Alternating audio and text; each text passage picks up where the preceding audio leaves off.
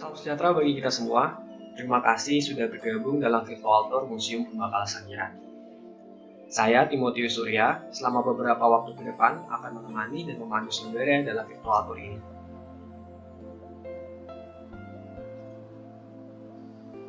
Langsung saja kita mulai virtual tour-nya ya.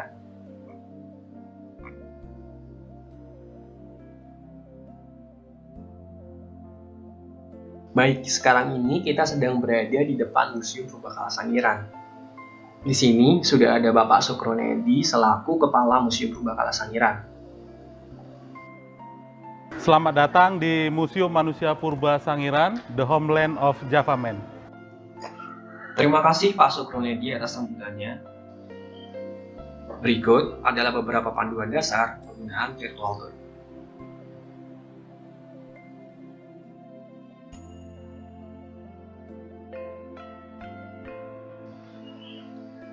Untuk pengaturan bahasa, bisa Anda akses dengan menekan tombol yang ada di sini.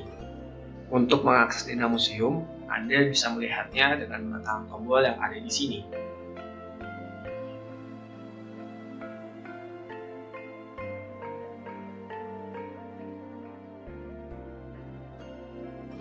Baik, selanjutnya kita akan segera menuju ke perpustakaan ya.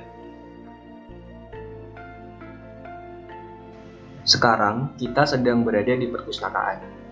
Di sini sudah ada Bapak Hari Widianto yang akan memberikan sepatah dua patah kata mengenai Museum Sangiran.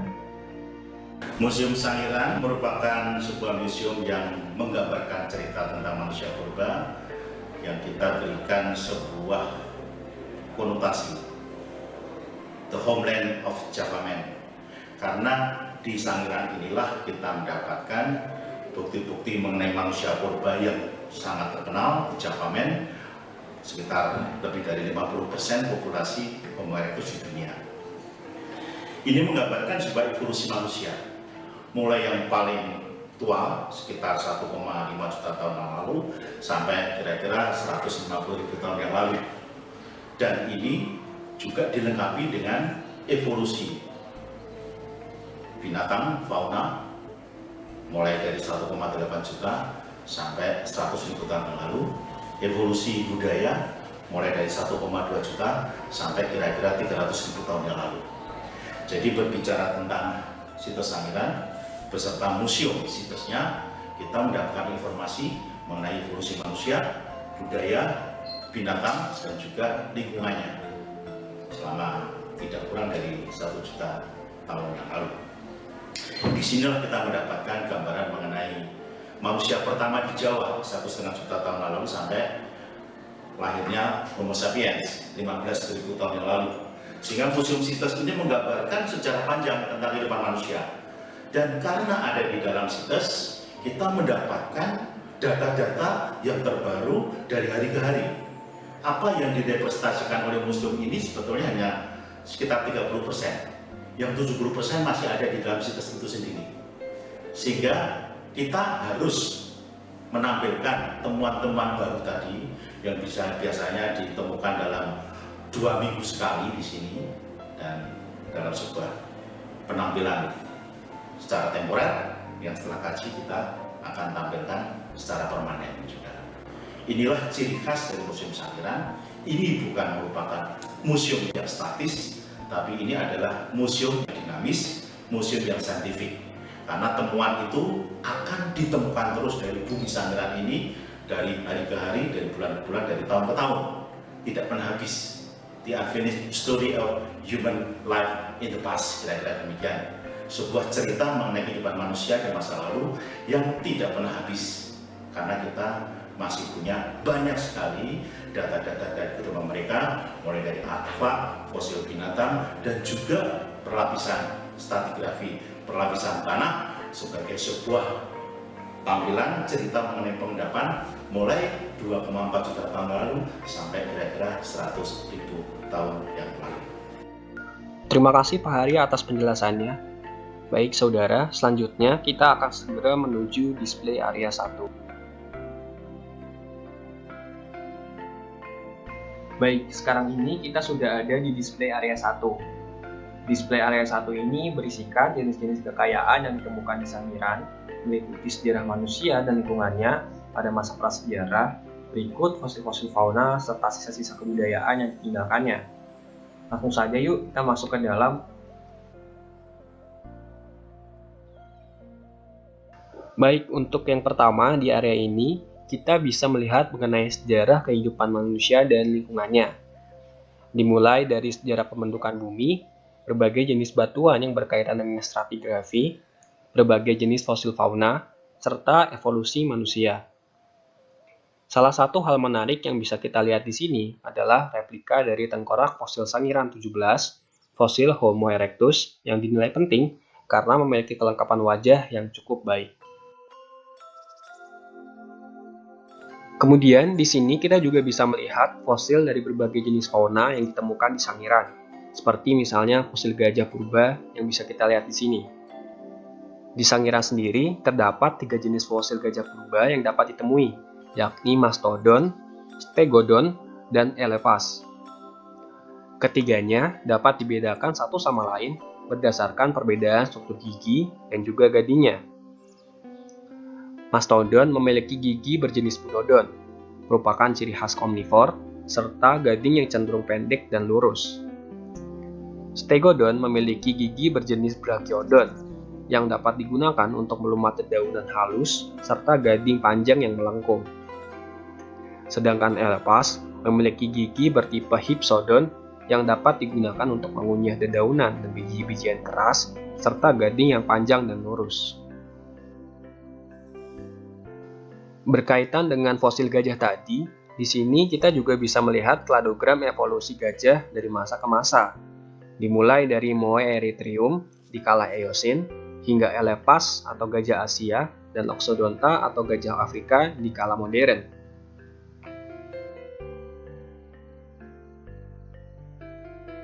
Di sisi yang lainnya, kita juga bisa melihat adanya fosil-fosil cangkang dari gastropod dan bivalvia.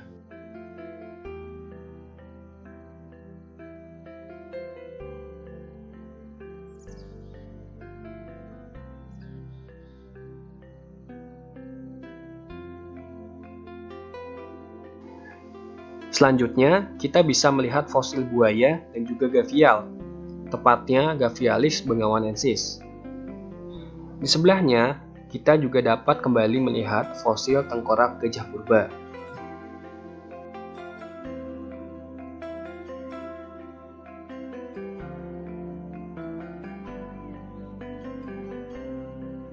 Kita juga bisa melihat fosil-fosil lain seperti fosil kayu, babi, harimau, badak Jawa, dan jika kita geser sedikit ke sini, kita juga bisa melihat fosil dari kerbau purba, Bulbalus paleocarabao.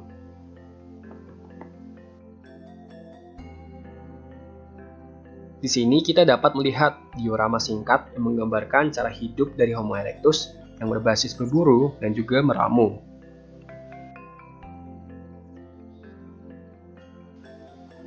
Lalu di sini kita bisa melihat fosil dari kuda sungai. Kemungkinan kuda sungai berasal dari Afrika dan kemudian bermigrasi ke Jawa ketika paparan Sunda masih tergabung dengan benua utama. Uniknya, untuk fosil kuda sungai yang ditemukan di Sangiran ini, para peneliti menamainya dengan Popo.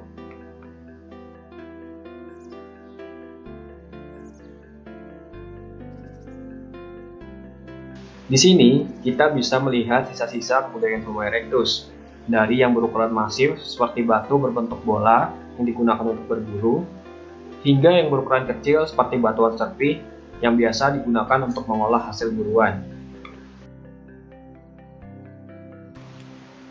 Selanjutnya, kita akan segera menuju ke display area 2 ya.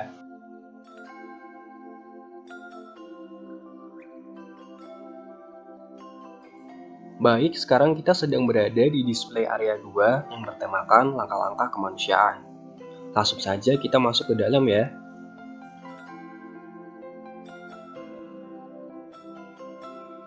Baik saudara semuanya, untuk sesi tour kali ini kita mulai dengan menonton video animasi mengenai asal-usul alam semesta ya. Selamat menonton. Kapan dunia ini dimulai? Dari manakah alam semesta ini berasal? Inilah awalnya. Ledakan dahsyat.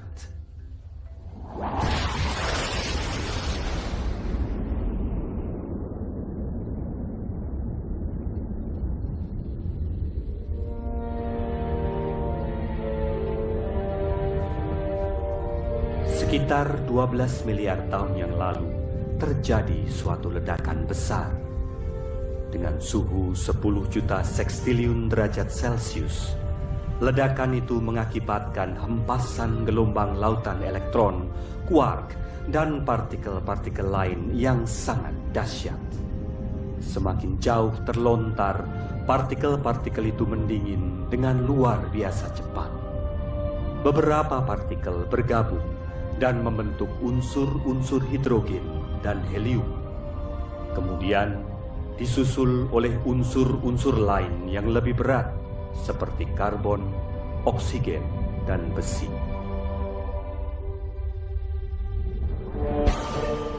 Menjauh, mendingin, menggumpal, bahan-bahan itu terus berputar dan menimbulkan gravitasi. Berputar dan saling memutari bagai piringan. Putaran ini membuat sebagian gumpalan itu pecah dan terlontar lagi. Ada yang hilang, ada yang tetap mengikuti putaran. Orbit. Gumpalan-gumpalan yang tetap bersama-sama dalam suatu orbit membentuk planet, asteroid, komet, bintang, satelit, dan ada yang masih berbentuk gas, mengelilingi inti bintangnya, matahari.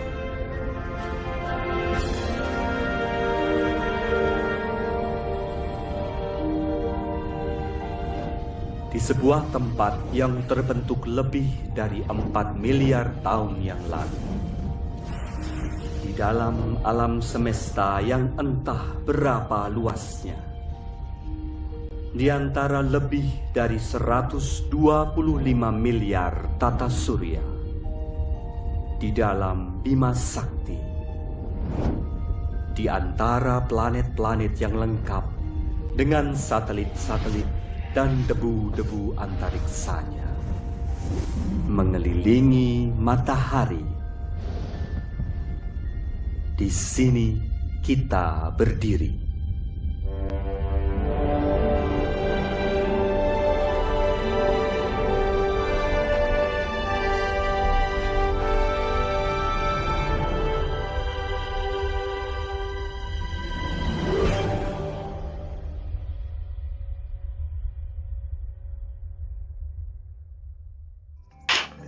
Setelah kita tahu bagaimana alam semesta terbentuk, mari kita lanjutkan ke bagian selanjutnya yang membahas tentang perkembangan kehidupan di bumi.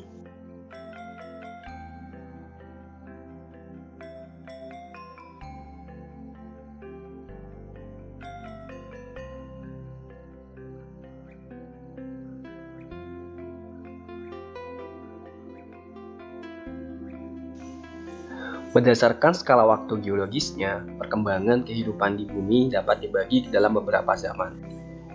Yang pertama dan bisa dilihat di sini adalah era Prekambrian yang berlangsung pada 4,5 miliar sampai 600 juta tahun yang lalu.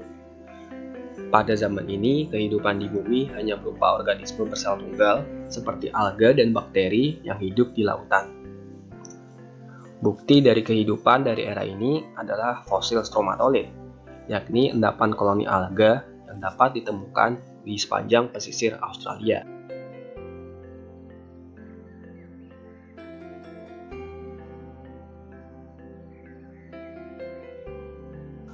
Kemudian berbagai kondisi yang ada di permukaan bumi seperti penstabilan suhu serta meningkatnya kadar oksigen di atmosfer memicu terjadinya ledakan kehidupan yang dimulai pada periode Kambria sekitar 600-510 juta tahun yang lalu.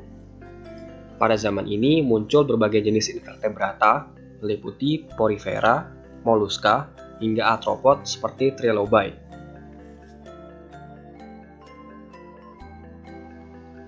Lalu dilanjut dengan periode Ordovisian yang berlangsung pada 510 sampai 440 juta tahun yang lalu. Pada periode ini muncul ikan bertulang belakang pertama, yakni Pikaia.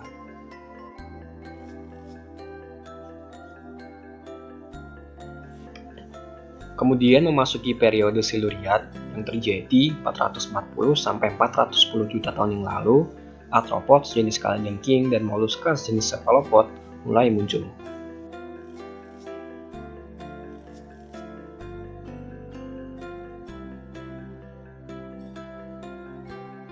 Kehidupan terus berubah hingga memasuki periode Devon yang terjadi sekitar 410 sampai 365 juta tahun yang lalu, di mana di sini mulai muncul placoderm, yakni ikan berahang dengan sisi-sisi keras, ikan bertulang rawang seperti hiu, dan ikan bertulang keras.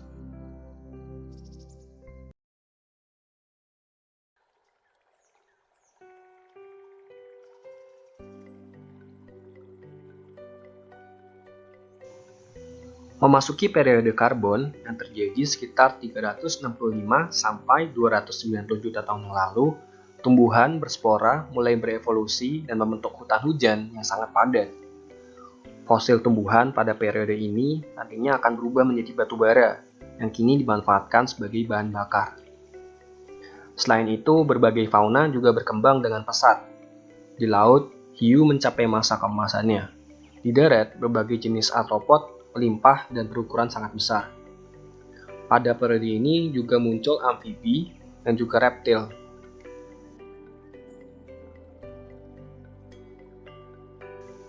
Selanjutnya memasuki periode Permian yang terjadi 290 sampai 245 juta tahun yang lalu, tumbuhan berbiji mulai muncul. Reptil berevolusi dan mulai berdominasi kehidupan di masa itu.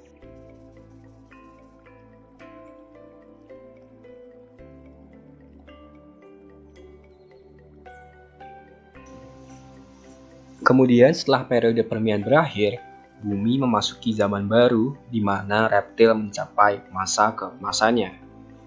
Dimulai dengan periode Triasik yang terjadi pada 245 sampai 206 juta tahun yang lalu, dinosaurus mulai muncul dan mendominasi kehidupan pada kala itu. Berbagai mamalia kecil seperti Cynodon juga mulai muncul pada kala ini. Berlanjut pada periode Jurassik yang terjadi pada 206 sampai 145 juta tahun yang lalu, bumi masih didominasi oleh berbagai jenis reptil seperti dinosaurus, reptil laut seperti Plesiosaurus, dan reptil terbang seperti Pterosaurus. Aves kemudian muncul dari cabang keturunan dinosaurus, yakni Theropod. Di masa inilah reptil mencapai puncak masa keemasannya. Pada akhir periode Cretaceous, yakni tepatnya pada 65 juta tahun yang lalu, masa keemasan reptil harus berakhir karena adanya suatu bencana yang mengakibatkan seluruh non-avian dinosaurus dan seluruh reptil laut maupun terbang punah.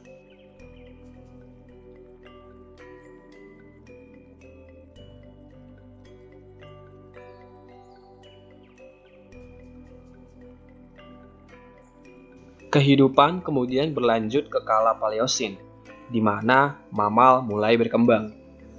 Pada masa ini muncul berbagai jenis mamal kecil seperti Plesiadapiform, nenek moyang prosimian yang nantinya akan berevolusi menjadi primata. Lalu ada Creodon, mamalia karnivor, dan juga sisa-sisa keturunan dinosaurus yang berkembang menjadi Aves. Kemudian pada kala Eosen, berbagai jenis fauna mulai berevolusi. Pada kala ini, mulai muncul nenek moyang kuda, paus, dan badak. Prosimian, nenek moyang primata pun mulai muncul pada kala ini.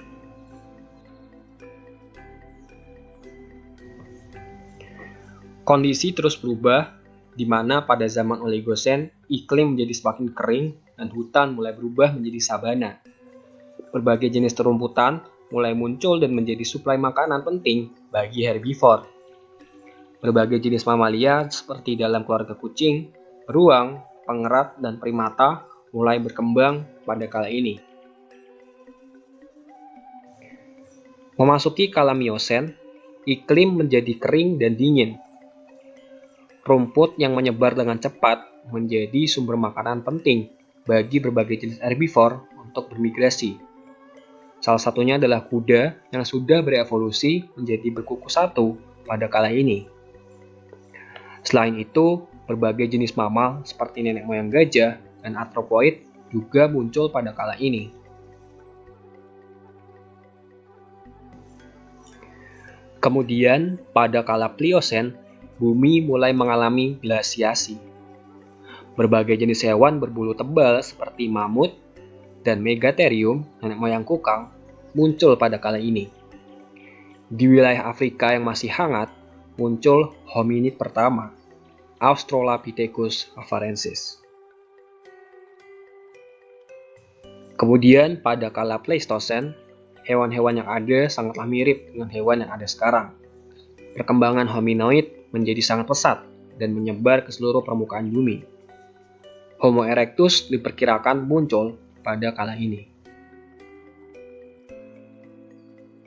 Lalu jika kita bergeser sedikit, di sisi ini kita juga bisa melihat evolusi primata, dari mulai prosimian, arthropoid, hominoid, manusia purba, hingga manusia modern.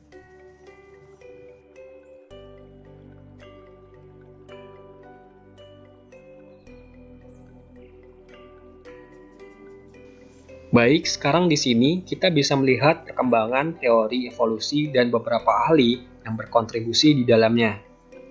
Di antaranya adalah Charles Darwin dan Alfred Russel Wallace yang mengungkapkan tentang teori evolusi dan seleksi alam. Ada juga Thomas Huxley yang membantu untuk menjelaskan teori evolusi manusia berdasarkan konsep Darwin.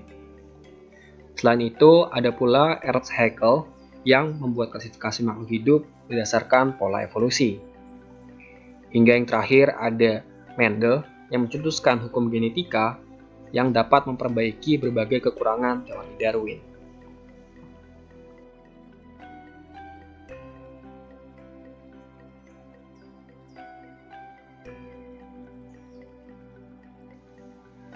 Dalam buku keduanya, Descent of Man, Darwin menyatakan bahwa dalam pohon kehidupan, manusia dan kera masih merupakan suatu keluarga yang sama.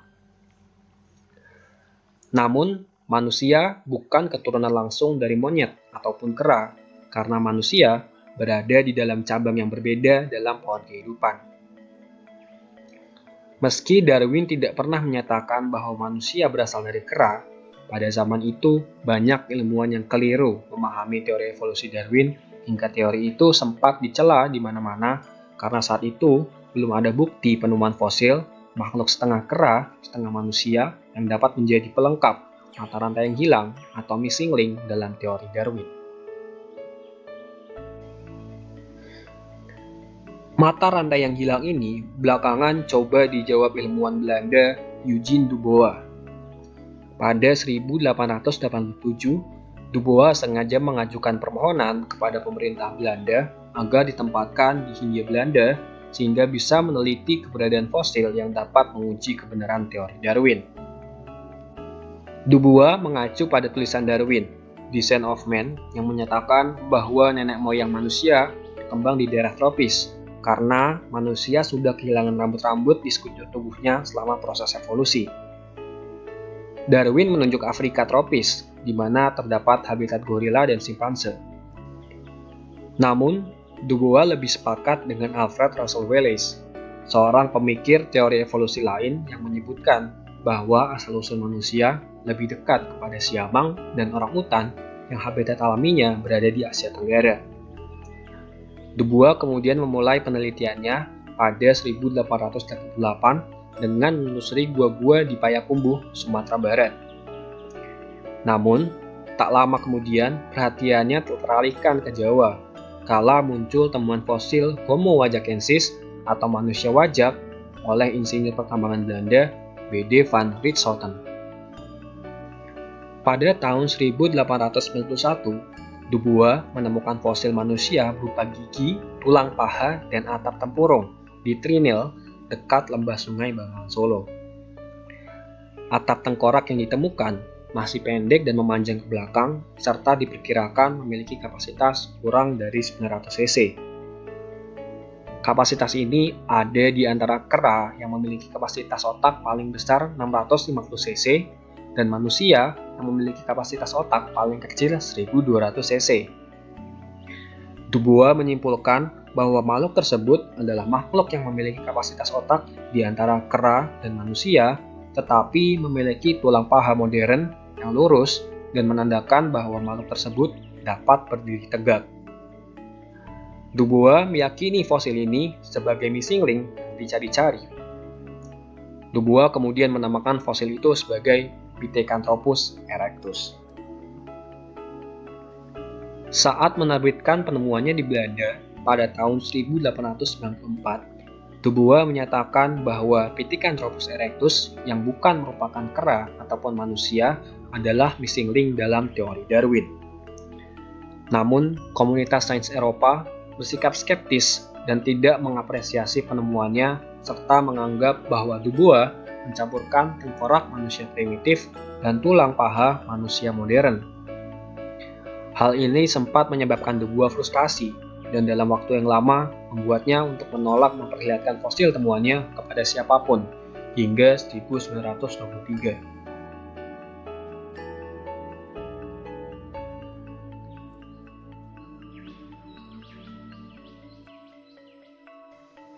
Tidak lama setelah Dubois memperlihatkan kembali fosil temuannya kepada publik, fosil-fosil lain yang nyaris serupa dengan temuannya ditemukan di berbagai tempat. Pada sepanjang 1927 hingga 1929 misalnya, para ahli menemukan fosil serupa di Cina yang dinamai sebagai Sinanthropus pekinensis. Pada 1931 sampai 1941, G.H.R. von Koenigswald juga menemukan fosil sejenis di Jawa Tengah dan Jawa Timur. Pendapat Dubois kemudian baru mendapatkan pembenaran dari para ilmuwan 10 tahun setelah kematiannya pada 1980. Para ahli kemudian menggolongkan temuan fosil Dubois dan fosil-fosil sejenisnya dalam Homo erectus atau manusia yang berjalan tegak.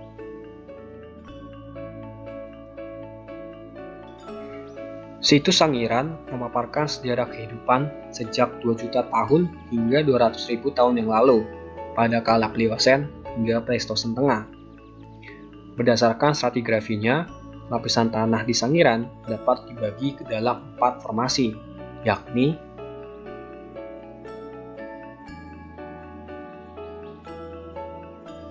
yang pertama ada formasi Kalibang, formasi yang didominasi oleh lempung biru dan mengindikasikan adanya lingkungan laut. Formasi ini terletak pada lapisan paling bawah dan paling tua. Terbentuk pada kala Pliocene sekitar 2,4 sampai 2 juta tahun yang lalu. Pada lapisan ini ditemukan berbagai jenis fosil moluska dan gigi ikan hiu.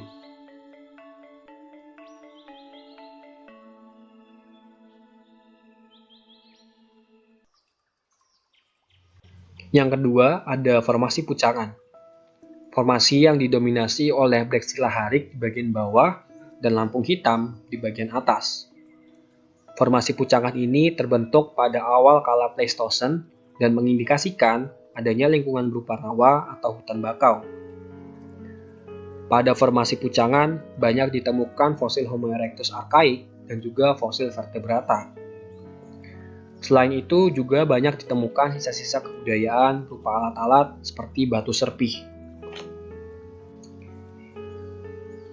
Di atas lapisan formasi pucangan, terdapat lapisan Grensbank, yang merupakan lapisan kapur yang terkompresi menjadi seperti beton.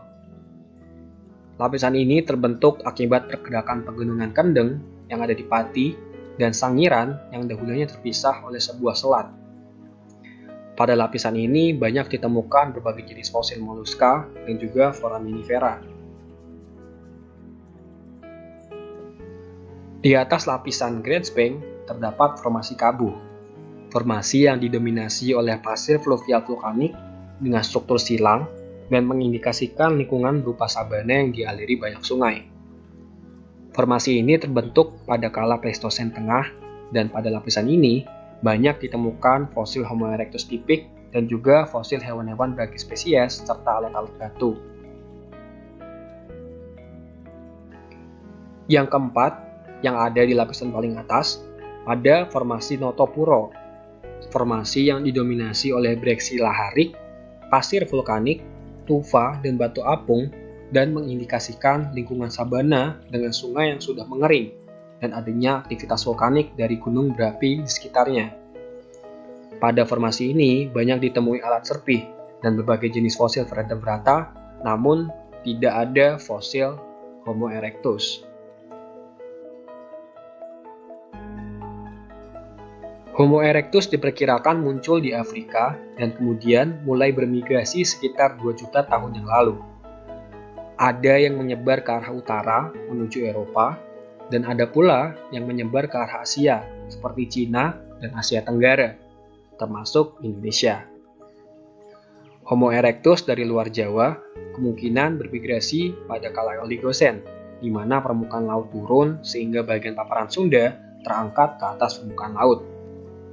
Selain itu, di sini kita bisa melihat bahwa untuk sebelumnya, jenis-jenis fosil manusia purba yang ditemukan di Indonesia dinamakan sesuai tempat penemuannya.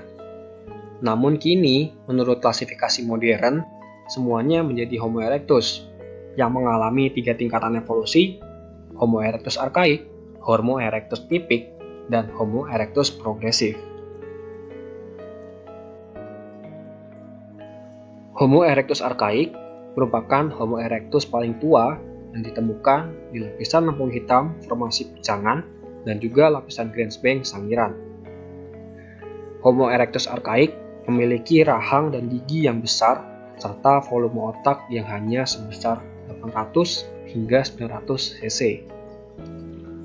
Homo erectus archaik yang pernah ditemukan di Indonesia antara lain Meganthropus palaeojavanicus dan Pithecanthropus mujocertensis yang keduanya ditemukan oleh G.H.R. von Koenigswald. Selanjutnya ada Homo erectus tipik. Homo erectus yang ditemukan di Sangiran, Trinil, Kedurubus, Pati Ayam, dan Tegal. Konstruksi tengkoraknya lebih ramping jika dibandingkan Homo erectus archaik, meskipun tulang dahinya masih menonjol dan kapasitas otaknya hanya kurang lebih 1000 cc saja. Homo erectus tipik yang pernah ditemukan di Indonesia adalah Pithecanthropus erectus yang ditemukan oleh Eugene Dubois. Kemudian yang terakhir ada Homo erectus progresif yang memiliki ciri yang paling mendekati dengan manusia modern atau Homo sapiens. Homo erectus progresif banyak ditemukan di formasi Ngandong, Selopuro, dan Sambung Macan. Selain itu, Homo erectus progresif memiliki kapasitas otak yang lebih besar, yakni sekitar 1200 sampai 1300 cc.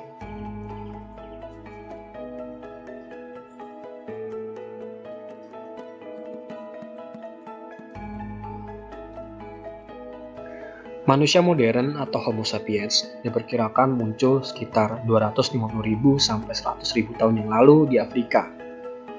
Sama seperti Homo erectus, manusia modern juga bermigrasi dan tersebar keluar Afrika. Sebagian menuju ke arah utara, menuju Eropa, dan bersinggungan dengan Homo neanderthalensis, dan sebagian menyebar ke arah timur, menuju daerah yang kini disebut sebagai Rusia, Cina, dan Asia Tenggara. Hal unik yang membuat Homo sapiens dapat bertahan dan terus berkembang adalah karena adanya evolusi berpikir. Karena adanya evolusi berpikir, manusia dapat mengembangkan sekelilingnya untuk menyokong kehidupannya. Pola hidupnya pun berubah. Kini mereka dapat bertahan dalam kondisi lingkungan yang tidak memungkinkan. Dengan evolusi berpikir, manusia dapat membangun hortikultura, menemukan sains, melakukan revolusi industri, hingga mengembangkan teknologi yang ada pada saat ini.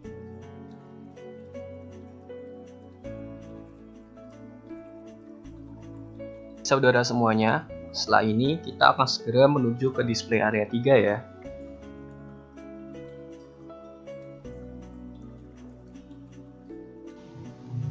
Baik semuanya, sekarang kita sedang berada di display area 3 yang bertemakan masa keemasan Homo erectus.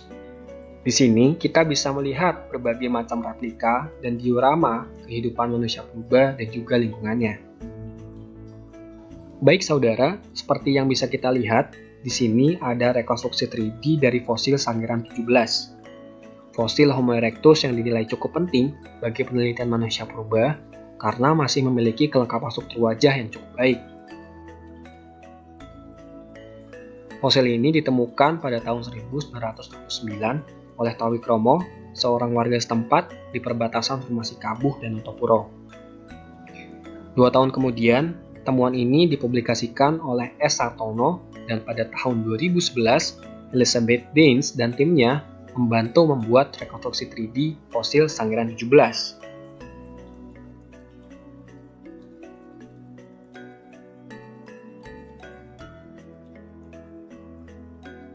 Baik, mari kita lihat. Nah, di sini kita bisa melihat bahwa ciri khas dari Homo erectus yakni memiliki kaki yang lurus dan dapat berdiri tegak, namun masih memiliki struktur tengkorak yang primitif, yakni tulang rahang dan dahi yang masih besar dan menonjol, dan atap tengkorak yang masih pendek dan mendatar ke belakang.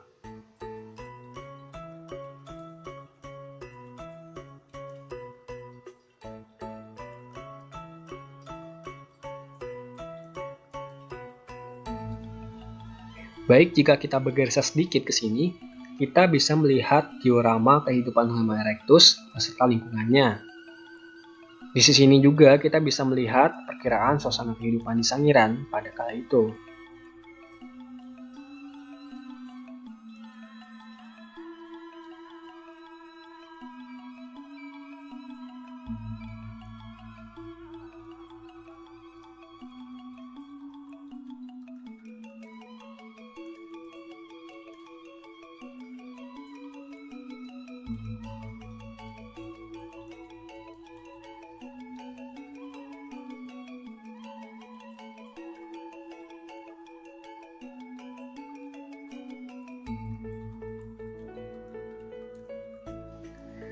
Nah, jika kita bergeser ke sisi ini, maka kita bisa melihat rekonstruksi dari Homo floresiensis.